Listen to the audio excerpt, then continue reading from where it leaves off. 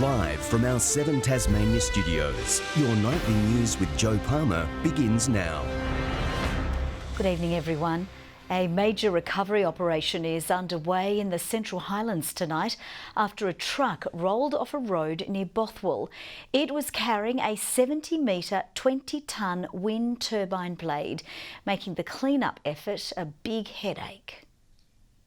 This blade, taller than a 20-storey building, lays across the road, the aftermath of a dramatic truck rollover. The truck has failed to negotiate that sweeping left-hand bend, and obviously the truck has just slightly tipped over and carrying the blade as it was. Around 5:30 this morning, the prime mover was carrying the 20-tonne wind turbine component along the Highland Lakes Road near Kempton, heading from Bell Bay to the Cattle Hill Wind Farm development at Watamana. But it never arrived. It was extremely slow speed. It was probably less than 20 kilometres as it was crawling the hill, and so no injuries to anybody. Officers believe the driver was able to escape the truck cabin before it rolled over. But then the long clean-up effort began. Excavators, cranes and expert personnel working to flip the truck and blade back upright. The banks nearby needing to be dug out so the crane could be put in place. It could be well into the night. It could be midnight before the roads are open. This is the 100th truck to make the journey to the new wind farm, but the first major incident for drivers. Developers say it's still too early to determine if the $300,000 blade is salvageable. No, for us, the most important thing is no one's been injured, and yes, there's going to be some minor component damage, but it's all about the people and making sure everyone's safe. It's a road to be wary of. It's a road that we need more work on and probably continual work on because of the amount of traffic that comes through. Operators say the incident won't cause any delays to the wind farm development, which is set to start generating power at the end of the year. And for the latest on the complex recovery operation, Michelle Wisby filed this report from the scene just a short time ago. As you can see behind me, crews are finally starting to get cranes in place to begin the lengthy task of getting this truck back upright. It's an extremely technical operation, with these excavators digging all day to build a stable base for the crane to sit on. We've seen dozens of work cars on site as they line up to unblock the road, but the sheer size of the truck and the blade combined is part of the problem. But at the moment, police don't think this road will be back open again until at least midnight. A Launceston family of 6 has made a lucky escape after a fire broke out in the back bedroom of a Rochalee property this morning. The group managed to flee uninjured, but 2 people were treated due to smoke inhalation. It's understood there were no working smoke alarms in the house, fueling a warning from the Tasmania Fire Service.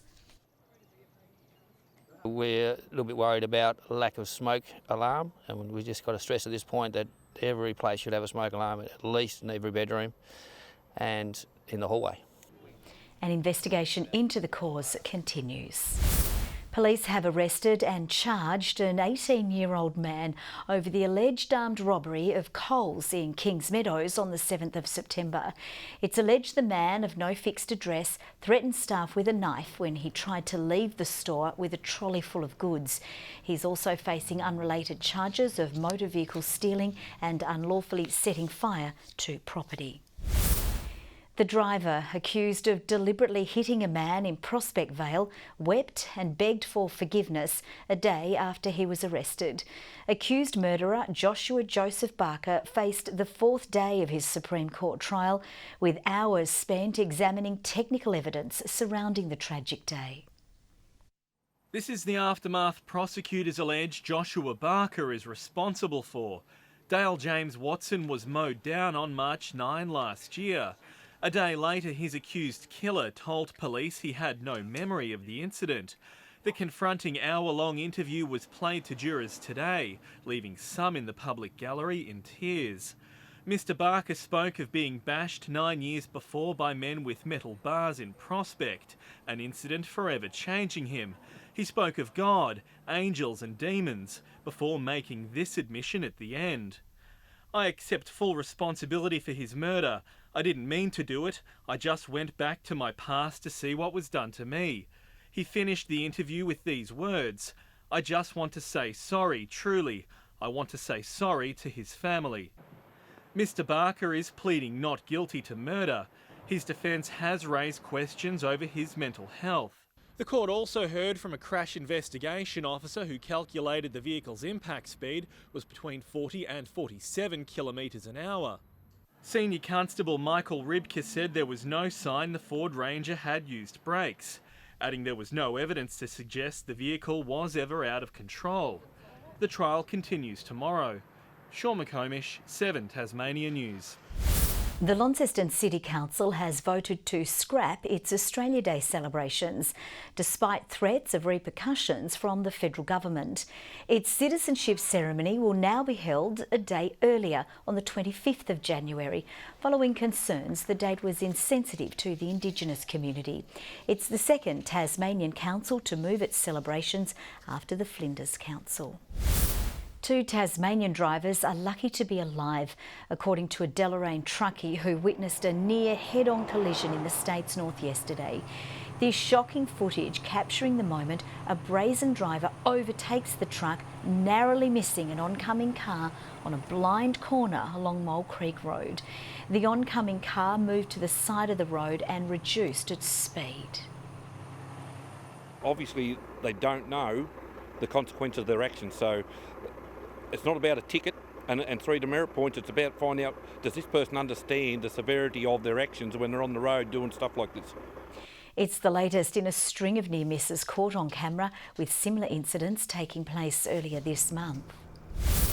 Right to information documents have revealed an icy letter from Premier Will Hodgman to Cricket Australia.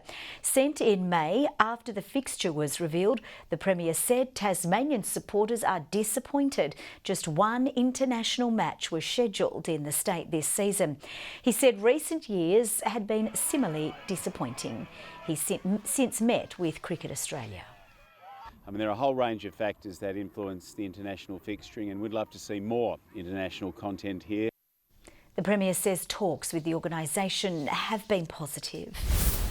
A Tasmanian woman who survived a shark encounter in the Whitsundays has today marked 1 year since the terrifying incident. Justine Barwick commemorating the event with a shark cake at her workplace to raise funds for the Queensland Helicopter Service, which came to her rescue. The Burnie woman was bitten on her thigh while swimming in Syd Harbour. She said in a statement she is planning to return to the area with her husband later this year. Fire restrictions are being introduced significantly earlier than usual as Tasmania's bushfire season looms closer. It includes restrictions on campfires in popular parks and reserves in an effort to lessen the risk of a severe dry spell on the east coast. It's a period many Tasmanians will find hard to forget. Ferocious fires tearing through our natural wilderness this year, and with the next season just around the corner, this briefing today has introduced measures to help protect the state's east coast. For Break a Day, for Glamorgan Spring Bay and for Sorell Council areas, in recognition of the really underlying very dry conditions, we have introduced permits to come in on the 28th of September, and yep, that is much earlier than usual.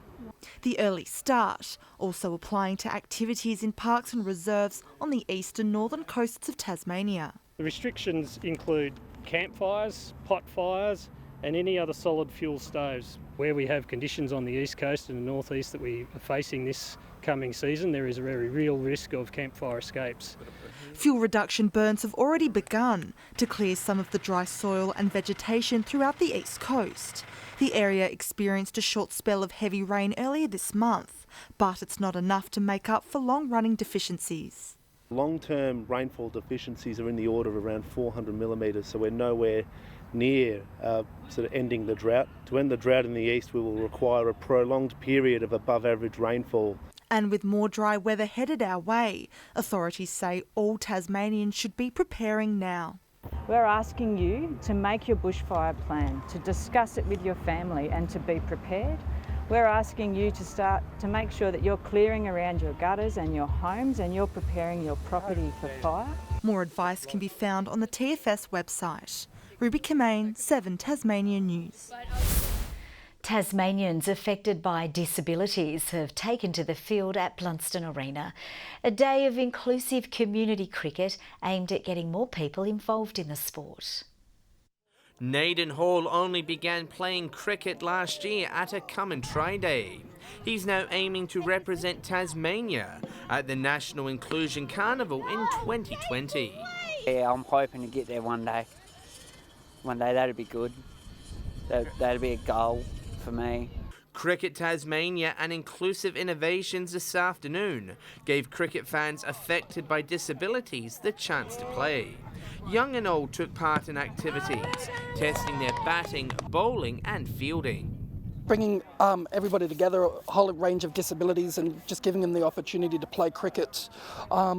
Out here on Blunston, they've never had that opportunity. Captain Hurricane also made a guest appearance at the crease, facing a hostile spell of bowling.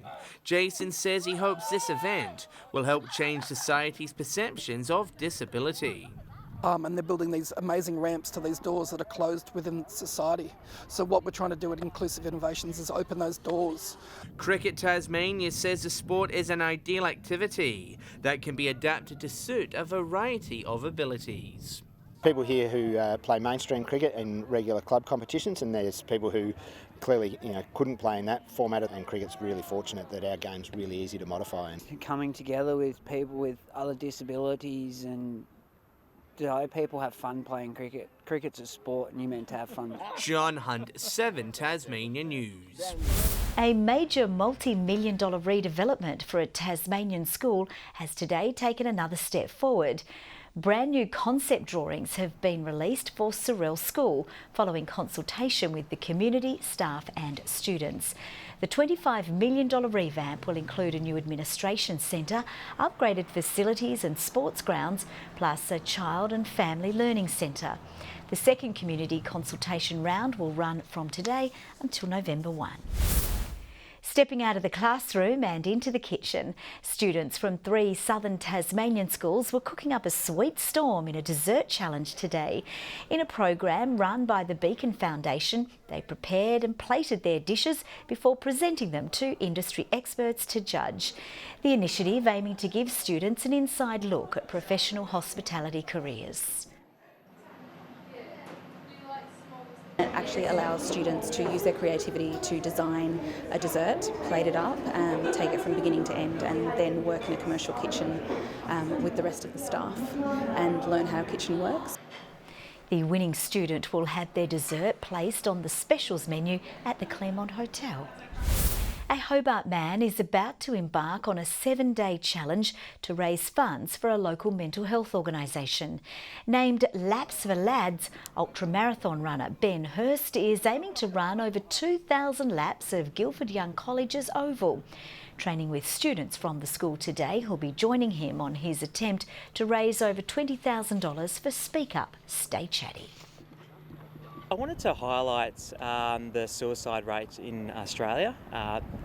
2,348 males is a huge number, and I don't think people realise how hard it is for them to open up and talk about their feelings. It's a lap for every male suicide that we lost in 2017. So, I think it's a really moving one this time. It's a tribute to those that we have lost before us. Ben's run starts at midday on Saturday. Tasmania no longer has the highest unemployment rate in the country. Tasmania's figure is steady at 6.6%, but South Australia has experienced a significant jump in its rate to take the unwanted title. We're now the second worst. We want to keep our unemployment rates as low as it can possibly be. It's lower than when we came into government, 13,500 jobs created since we've been in government, and the strongest performing economy in the country, so more investment and more job opportunities. We shouldn't celebrate the fact that we have one of the highest unemployment rates in the country. We were the highest and now we're the second highest. Our state is still well over the national average unemployment rate, which is 5.3%. And the Lauderdale Football Club are desperately hoping that the third time is a charm as they prepare to play off for the TSL Premiership. And with the ghosts of grand final past looming, the side is confident of a different result this time around. A case of deja vu, Lauderdale and North Launceston ready to compete in the biggest game of the year for the third time in a row. I still think about the last few years and losing it, so it just does make it that much more tempting, and you want to be able to do things right to be able to make sure that this is the one that you secure. Earning the right with a hard-fought win over Launceston, the club heads in with a genuine sense of underdog belief according to the coach, and they'll need every bit of it against the benchmark side of the competition. The first part of it is to try and get a good start and put a bit of scoreboard pressure on the opposition, and then it becomes a bit more of an even contest out there. With 2018 Premiership ruckman Alex Lee in serious doubt with injury, the battle of the big men looks set to fall in favour of in-form Lauderdale ruckman Hayden Smith. It's a bonus if he doesn't play for us, and that obviously means they have to reconfigure their team and do something that's not normal for them. So anything on, especially a grand final, that you have to adjust to and do something that's out of character for you is definitely at a deficit to yourself. Usually scathing of the tribunal system, Winter was a bit more coy on the matter today after Ben McGuinness was cleared to play by the independent tribunal at an appeal of his one-match suspension on Tuesday night. I'm not sure. I've had lots of opinions on the tribunal. While Winter and his men continue to cross their fingers in regards to injury-prone Thor Boscott, with the star midfielder still an outside chance to play. I think there's a lot of rain coming on Saturday, and he would certainly thrive in those conditions. So it would be a 50-50 if that, but we'd love to have him in the team. And with the game to be played on Blunston Arena, neither side will be boasting the home ground advantage this time around. We've beaten them twice this year already. They've beaten us twice. So, there's certainly no fear. One of Tasmania's own Ashes heroes has returned home with Matthew Wade back in Hobart for a well-earned rest. And the batsman says he plans on being a part of the Australian squad for some time to come. Not all that long ago, Wade couldn't catch a trick with national selectors. It's been a hard couple of years, to be honest. I've put in a lot of work and happy I got some rewards. Playing a crucial role in helping the Aussies recently retain the Ashes urn in the UK, the Tasmanian is still pinching himself. It'll sink in over the next week or so. When I scored the 100 at Edgbaston, I said that I probably won't sink in until I get home. And we just so many games back to back and a few tour games as well. You're just worried about the next performance. Taking a week off at home in Hobart before joining the Tigers on domestic duties, Wade is hoping to put on some solid knocks in the upcoming Sheffield Shield competition and further cement his spot in the Australian side for summer. Yeah, I got the 200s, that's what everyone will speak about, but I thought the couple of innings I played, the 30s that I got in important times, the Leeds Test and the Manchester Test, showed that under pressure I can stand up in big moments. Wade's Tigers teammates flying out to Perth this morning ahead of a warm-up match against WA this weekend, with their one-day cup campaign kicking off against Victoria on Monday. They've been very itchy for those 3 weeks to get stuck into competition again. It's been the challenge for us as a coaching staff is to keep them going through that period, but I think we've done a pretty good job with that and they're raring to go. We've had 2 years now with a couple of second placings, I think 3 second placings across the 3 formats, and we really want to win one now. NBL owner Larry Kesselman hopes to have a definite answer on a potential Tasmanian side in the National League by the end of the year, with the property developer recently engaging a Tasmanian architecture firm to give him an idea of renovation costs for the Derwent Entertainment Centre. Generally for Tasmania to have a venue that can host global events. There's, I think, a lot of missed opportunity with amazing acts and events coming to the rest of Australia, and they don't make it to Tasmania because there's actually not a venue. So hopefully we can kill 2 birds with 1 stone. Kesselman joined players from South East Melbourne Phoenix in Riverside today, promoting the NBL Blitz tournament, which begins with 2 matches in Ulverston tonight. Players is getting out to the communities and just putting, I guess, smiles on kids' faces. So, yeah, I'm just super pumped to be back in the home state. The 4-day Blitz wraps up on Sunday. Good evening. A real spring feeling in the air today. Some temperatures up to 9 degrees above average. Hobart, Strahan and Bushy Park, our top of 22. Launceston reached 21, Burnie 15 and Devonport 17. We did come off a cold night though. Butler's Gorge registered -4. Grove and Ooze 21 today. Friendly Beaches and the Islands 19. St Helens 18 and Lowhead 15. A little cloud did clip the north coast today, but most of us enjoyed clear skies. Cold air is pushing cloud over southern Western Australia and onshore winds had cloud cloud along the New South Wales coast. Another patch of cloud is crossing into Victoria from the west. Tomorrow, the cold front's passage is being restricted by the large high pressure system over the Tasman Sea, but that'll be with us by Saturday, all that. Winds north to northeasterly at 20 to 30 knots over the east and south. Lighter winds inland becoming variable over the southwest lakes. A strong wind warning from Flinders Island down and around and back up to Stanley. So as we look at the forecast for tomorrow, partly cloudy for Hobart, 24 the top, 25 for Huonville and also Campania. Launceston's forecast, similar, partly cloudy, 11 overnight, 23 the high, 19 the top for Devonport, partly cloudy for Georgetown and 19. Burnie, 18 degrees and partly cloudy, Strawn 24 and 18 the top for Wynyard. And for St Helens, a top tomorrow of 21 degrees, Swansea 23 and Port Arthur 20, all with a bit of cloud above but mainly fine. Saturday showers extending statewide as a short-lived fine spell is interrupted. Now on Sunday, most of the showers retreat from the east to be more prevalent over the west and southwest, and on Monday another showery day, more over the west again with a dusting of snow. 18 and partly cloudy in Perth, rain easing from Adelaide, partly cloudy in Melbourne. Onshore winds continue to bring cloud over Sydney and Brisbane, sunny in Darwin and a windy, dusty day in Alice Springs.